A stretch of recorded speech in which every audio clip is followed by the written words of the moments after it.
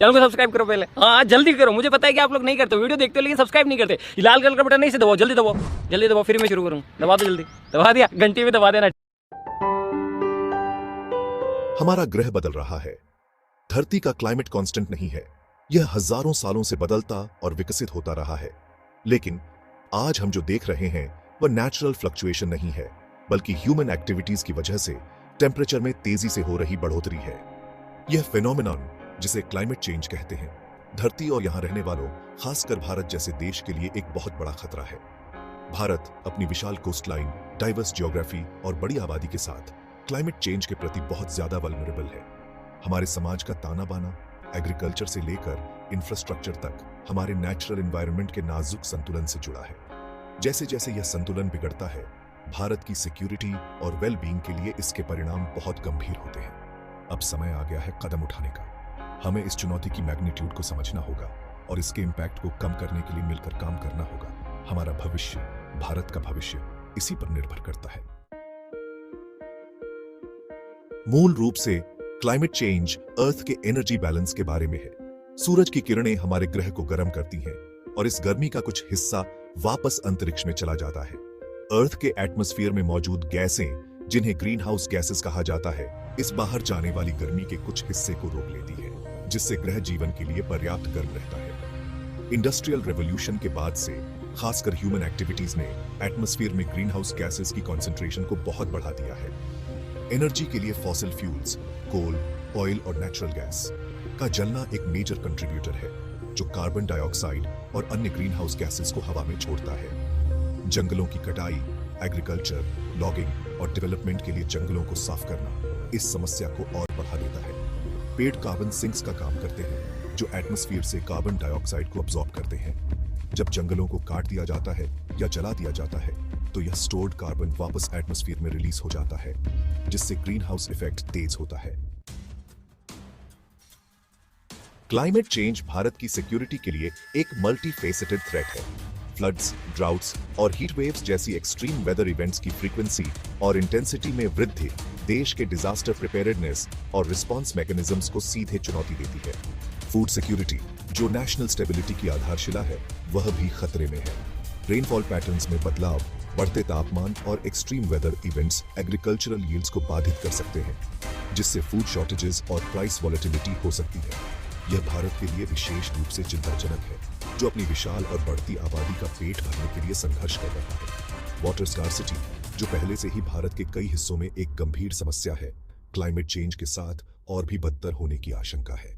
पिघलते glacier, बदलते monsoon patterns और बढ़ते इवेपोरेशन रेट्स वाटर रिसोर्सेज पर दबाव डालेंगे, जिससे पानी के उपयोग को लेकर कॉन्फ्लिक्ट होंगे और लोगों की आजीविका प्रभावित होगी। इन बड़े पैमाने पर चैलेंजेस से परे यह याद रखना महत्वपूर्ण है कि क्लाइमेट चेंज केवल एक एब्स्ट्रैक्ट कॉन्सेप्ट नहीं है, इसका एक ह्यूमन फेस है। यह वह किसान है जो सूखे से अपनी आजीविका खो देता है, वह परिवार जो बाढ़ से विस्थापित हो जाता है, वह समुदाय जो पानी की कमी से जूझ रहा है। क्लाइमेट चेंज एक थ्रेट मल्टीप्लायर के रूप में कार्य करता है, जो मौजूदा सामाजिक और आर्थिक असमानताओं को बढ़ाता है। मार्जिनलाइज्ड कम्युनिटीज, जो अक्सर एग्रीकल्चर जैसे क्लाइमेट सेंसिटिव सेक्टर्स पर निर्भर होते हैं, इसके इम्पैक्ट से सबसे ज्यादा प्रभावित होते हैं। संसाधनों और सपोर्ट सिस्टम्स तक सीमित पहुंच के कारण उनकी वल्नरेबिलिटी और भी बढ़ जाती है। सेक्शन 5, संकट का मुकाबला, एक बहुआयामी दृष्टिकोण। संकट का मुकाबला एक बहुआयामी दृष्टिकोण। क्लाइमेट चेंज की मल्टीफेसेटेड चुनौती का समाधान करने के लिए एक मल्टी प्रोंग्ड अप्रोच की आवश्यकता है। इसके लिए हमारी सोच, हमारी पॉलिसीज और हमारे जीने के तरीके में एक फंडामेंटल शिफ्ट की आवश्यकता है। सबसे पहले हमें स्थिति की अर्जेंसी को स्वीकार करना होगा और क्लाइमेट चेंज को एक संकट के रूप में ट्रीट करना होगा। इसके लिए मजबूत पॉलिटिकल विल और कमिटमेंट की जरूरत है, जो एम्बिशियस क्लाइमेट पॉलिसीज और सस्टेनेबल सॉल्यूशंस में इन्वेस्टमेंट्स में तब्दील हो।